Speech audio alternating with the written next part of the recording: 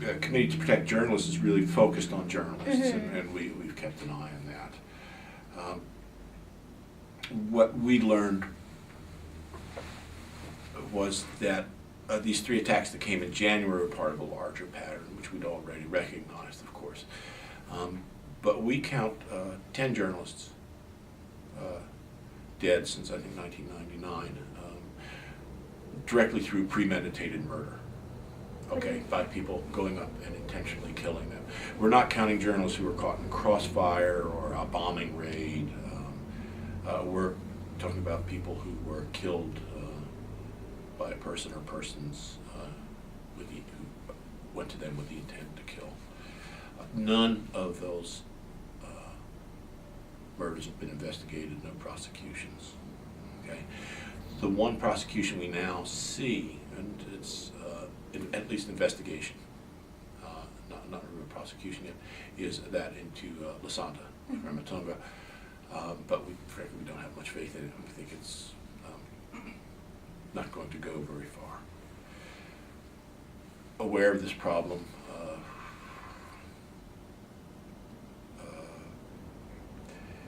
we see it as an attempt to silence the media in Sri Lanka.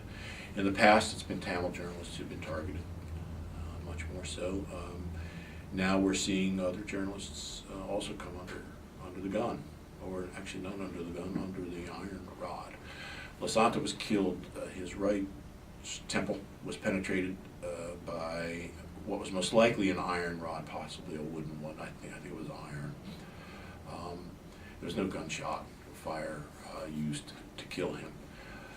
He was attacked by 8 men on 4 motorcycles in broad daylight on a busy road in the suburban Colombo. Upali Tennekom was attacked but not killed in a very similar manner. Upali survived. This time 4 men on 2 motorcycles came. They used a combination of wooden rods to bash in the windshield and go after him, and then an iron rod, a pointed iron rod, to try and literally kill Upali. When I saw him in the hospital, he's still recovering at the end of January, I said, "Do you know who did this?" He said, "We do not have the faintest idea who did it." He said, "Why did they do it?" He said, "We do not understand why they did it. But I do know, Bob, that they were trying to kill me." His wife saved his life. She threw herself across his body. Upali was pierced through both hands, putting his hands up to protect himself. And the killers are coming in like this. Both hands pierced and under the right eye, hit by an iron bar. I guess the cheekbone was broken. Why do you think that there has been a lack of investigation into these horrific crimes? I think there's a human rights problem in Sri Lanka that's not unique to journalists. I think a lot of deaths, murders, killings go uninvestigated, unreported. My concern is that or the Committee to Protect Journalists' concern is that when journalists come under attack, there's something larger happening than just silencing political opposition. What you're trying to do is silence the media. And frankly, we see these attacks accelerating from the time that President Rajapaksa first served as Prime Minister in 2006, and then assumed the presidency. In that period that he was holding high office in Sri Lanka, we saw an increase in these attacks. We also can draw a pretty parallel line between the decision to back away from the peace process, which I think the blame falls to both sides here, back away from the peace process on the part of the government, and then decide to go for an all-out military victory. With an all-out military victory, you want to have a complacent media and on the home front as well, and I think that's what the government finds that it has to try to enforce. That the government is responsible for the aura of impunity that allows these attacks to take place. And frankly, if you ask the journalists who attacked them, they will say it was the government. it was the military operating under. Why is it that they say that? I think they feel that. They've been threatened. We know the Defense Secretary Gotabaya Rajapaksa, the president's brother, has specifically named many of the people who have been under attack. They've been specifically named on the Defense Ministry's website as being traitors.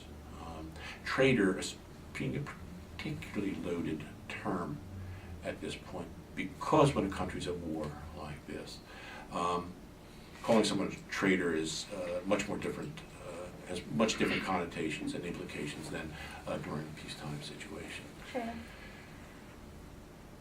Like I say, we saw these attacks accelerate. We saw mainstream media in the last few years come under attack. In addition to these few deaths and these few attacks in January, we're also aware of about 8 other journalists who have fled the country. Mm-hmm. You were talking about before it was usually Tamil journalists and numbers who are attacked, threatened, and so forth, and now it's moved into mainstream media, lots of singular journalists. Why has that shift been made? I think the government decided that it would brook no criticism. The defense establishment decided that many of these targets, by the way, are defense columnists. Mm-hmm. That the government would not tolerate people being critical of the military establishment while it was pursuing a military solution to the conflict with the Tamil people and the LTTE. My feeling about Sri Lanka, why it's important, is that there's a human rights issue, of course, and this is one of Asia's oldest democracies, and they haven't gotten it right hardly ever, frankly. And just, we can pick on the Rajapaksa government, but there have been other governments who've been huge human rights abusers, and I'm afraid that's the heritage of the country. I think governments are struggling about how to engage with the Rajapaksa government in a way that will genuinely move them off of this position that they're in. They're proving to be a very hard nut. We're seeking a meeting with President Rajapaksa. Mm-hmm. At the time, the ambassador in Washington said, you must come and meet and speak with the government about this. Well, I've already had a lengthy conversation with the Attorney General. I've already had a lengthy conversation with the Foreign Minister, Willigama. Can you tell me any difference any of that has made? Not much. Not much. Has there been any positive movements forward? No, I think it's getting worse. What do you blame that on? I blame it on the government's policies of pursuing an all-out victory against the liberation tigers of Tamil Elam, and it's feeling that it's necessary to have no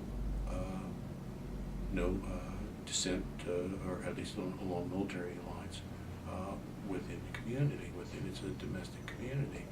And I see the government intentionally shrinking the space of media freedom. The government is going after journalists because it can't tolerate criticism within the media. How is it using the media to push their agenda forward? It silences critics. If you read, no one's reporting on,